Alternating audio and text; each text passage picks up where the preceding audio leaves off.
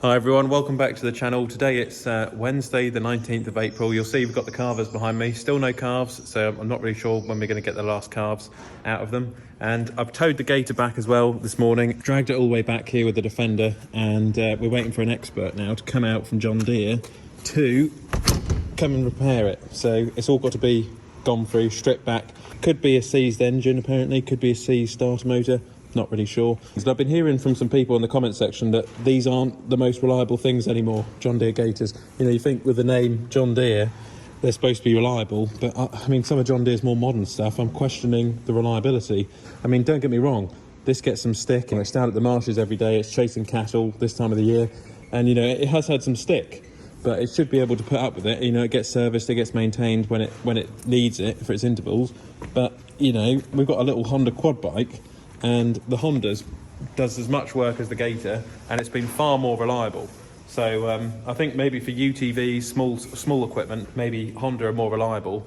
But I have got a replacement coming for this quite soon, which is from another company, which will be like a loan, which is hopefully going to work out quite well. So keep an eye for something to replace the Gator on a loan, so looking forward to it. And then thanks to our neighbours today, Phil and Richard, for dropping this off. It's a grass spinner, so I can spin the grass on the bit we cultivated the other day.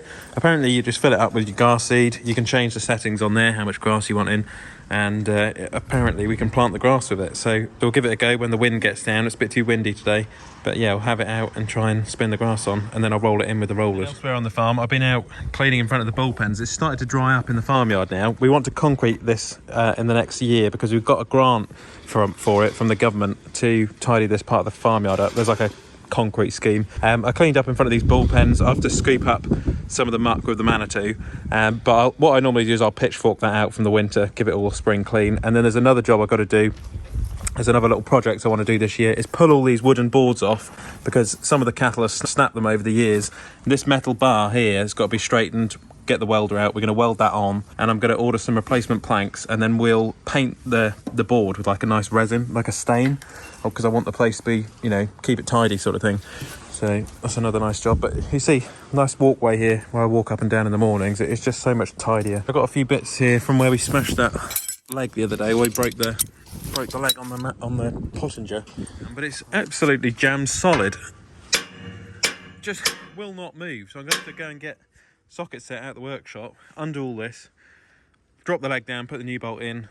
Speaking of feed barriers, today this nice livestock company dropped this brochure off from Bateman Livestock Equipment, and in there is a page on feed barriers, and I've worked out the one I need for my fattening enterprise here to try and make a little bit of income on the farm was to put some feed barriers in here. They're 19.5 feet, which in meters is about 5.9 meters, which is 744 pounds per barrier.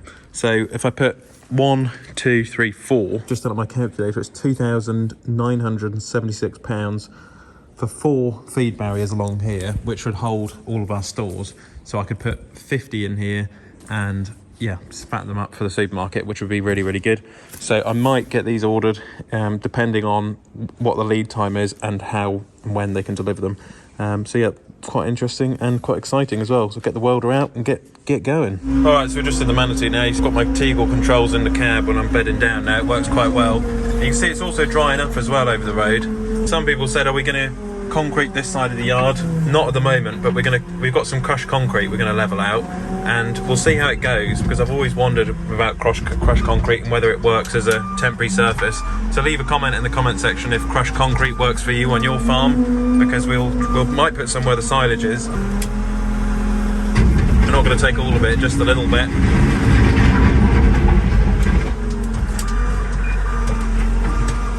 Heavy stuff, this.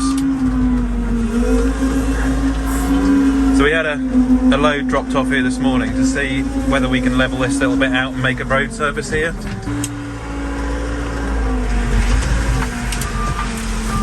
Crushed concrete in your yard can do a good job, to be fair, if you do it properly.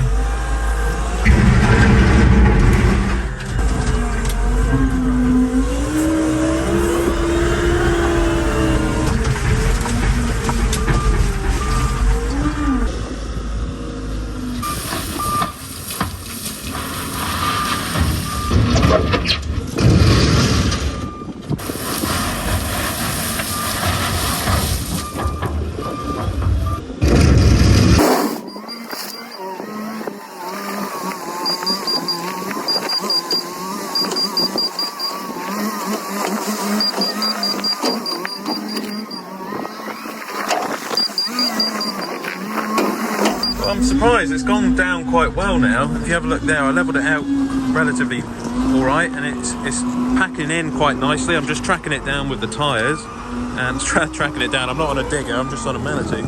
It's going down nice. It's not a bad job, to be honest. It's looking alright.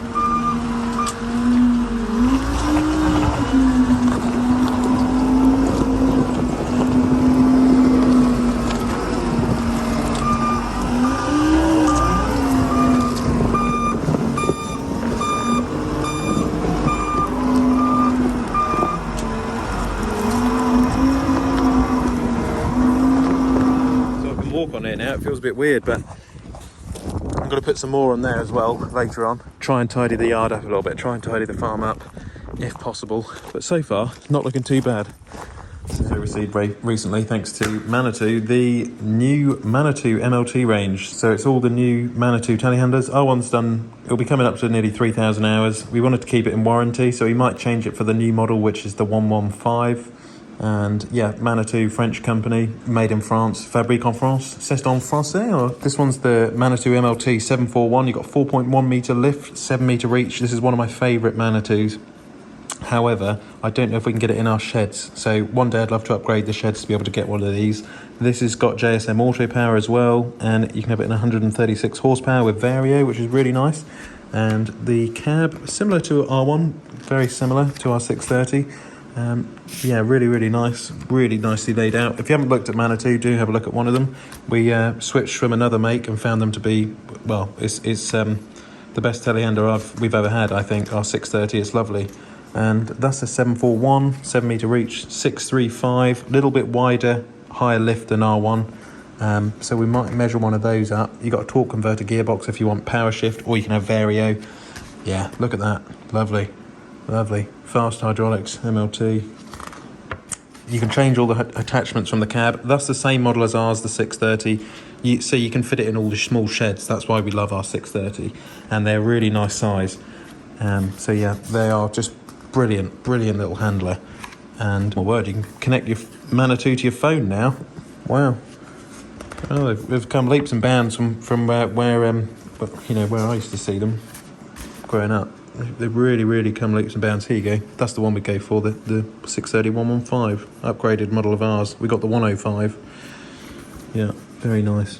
Well, I'm going to have a look at the rest of these Manitous and try and work out one day if we can afford a new one, which would be really nice. But for now, our one's great.